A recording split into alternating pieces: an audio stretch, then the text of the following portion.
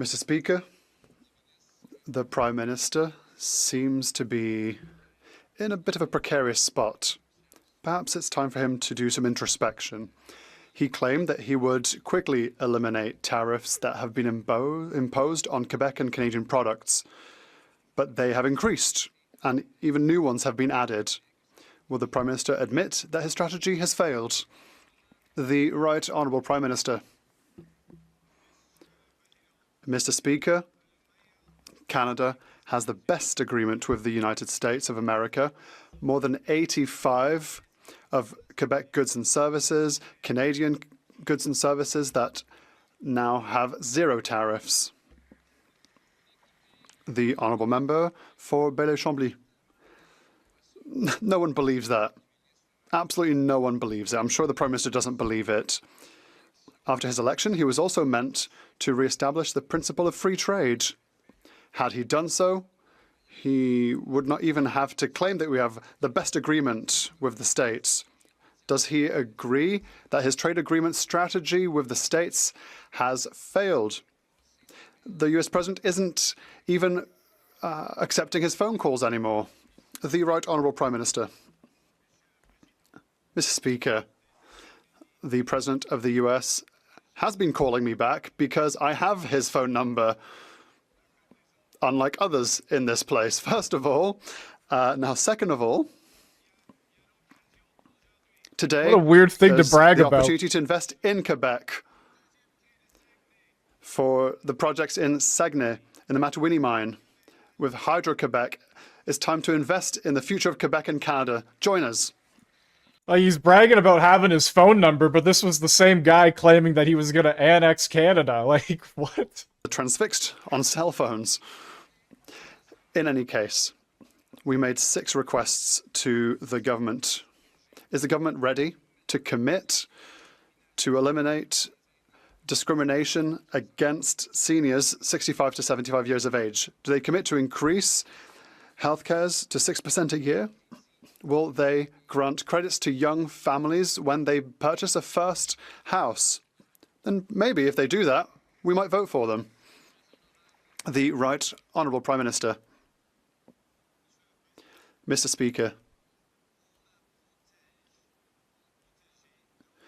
in the budget, we will protect, and the members of this House could protect transfers for seniors that amount to $80 billion total. Huge investments in Quebec, the biggest investments in culture, and massive transfers for seniors. That is the choice we have to make today with this budget. Speaker, it's been confirmed by the Parliamentary Budget Officer. Liberal deficits announced in this budget are twice as large as announced because the government is disguising expenditures as investments. I quote the director, the Parliamentary Budget Officer, the government definition of capital investments is too broad. He even suggests that this objective definition should be reviewed by independent experts.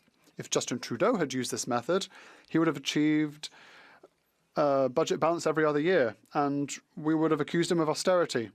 In short, it's a sham. Why are the Liberals hiding the real figures from Quebecers? The Honourable Minister for Finance. I'm happy to see that there is smiling among the Bloc MPs. Why? Because there's so much great news for them in the budget. Bloc MPs can go to the Ile de la Madeleine to announce an airport.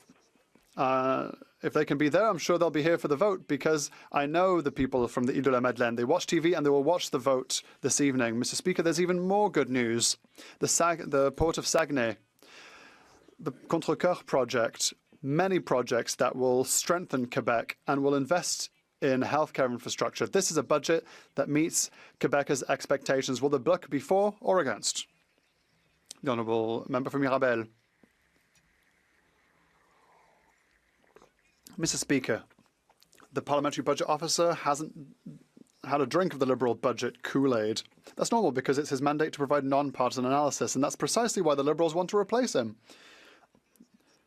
They've issued a call for applications to find a permanent replacement who demonstrates, and I quote, tact and discretion. Tact and discretion, Mr. Speaker. They want a discreet PBO, Mr. Speaker, who will apologize for his words before speaking. They might as well ask him to join the Liberal Party. Are they going to do what they did with judges and recruit the next PBO from the Liberal Party? The Honourable Minister for Industry.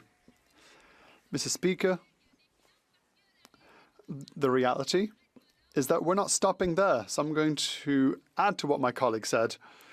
My colleague across the way comes from Mirabel. He knows that aerospace is important, so I'm sure that he will defend it with the same fire that he has shown today. He will defend our investments in aerospace because if he votes against the budget, he votes against the people of Mirabel who are working in aerospace. He'll also vote against infrastructure and health that are so important for Quebecers.